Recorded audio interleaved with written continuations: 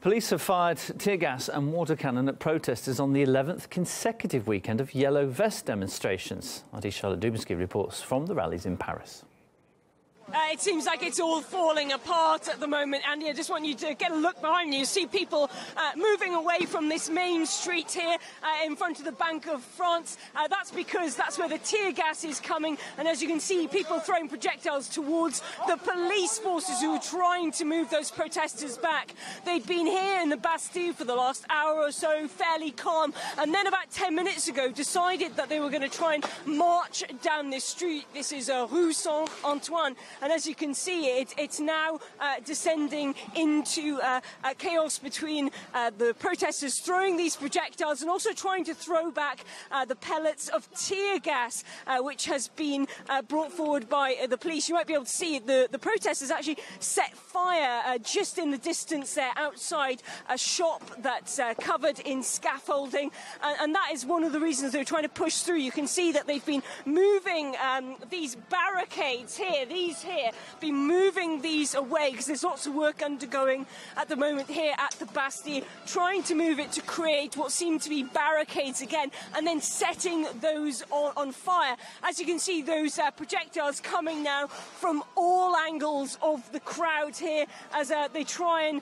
hit the police and possibly other targets. So yes, it was calm. We were expecting it to be a calm protest on the 11th weekend, but yet again we're seeing more violence from the side of the protesters and the police then responding to that. You might be able to see a row of the CRS, the gendarmes, are coming there, and that looks like they're trying to put out the fire that was created by the protesters. I think that's a water cannon. Yes, I can confirm water cannons have now been brought in to try and deal with this situation. You can see more security forces there as these pellets, which we're literally in the path of at the moment, are being chucked towards the police. Now, this comes as France is in the middle of a national debate.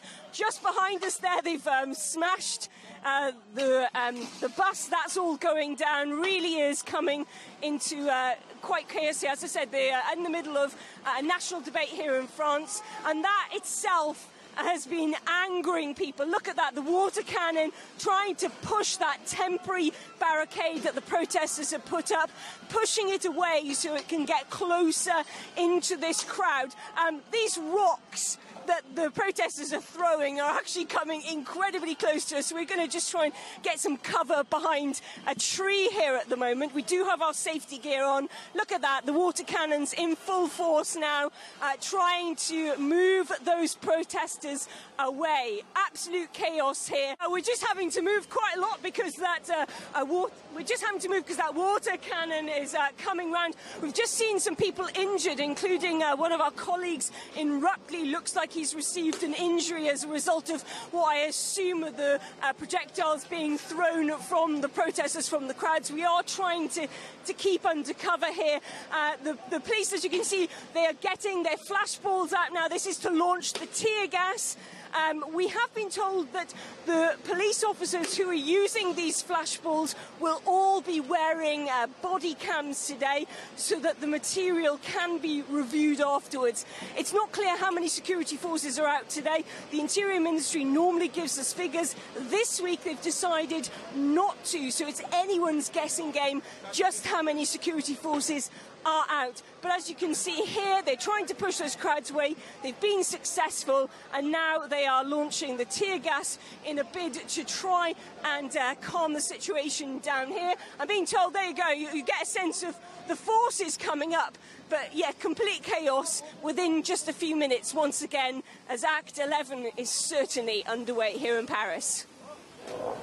Well, several people were injured in those clashes. One protester, identified as a popular figure within the yellow vest movement, suffered an eye injury. He was taken away by paramedics.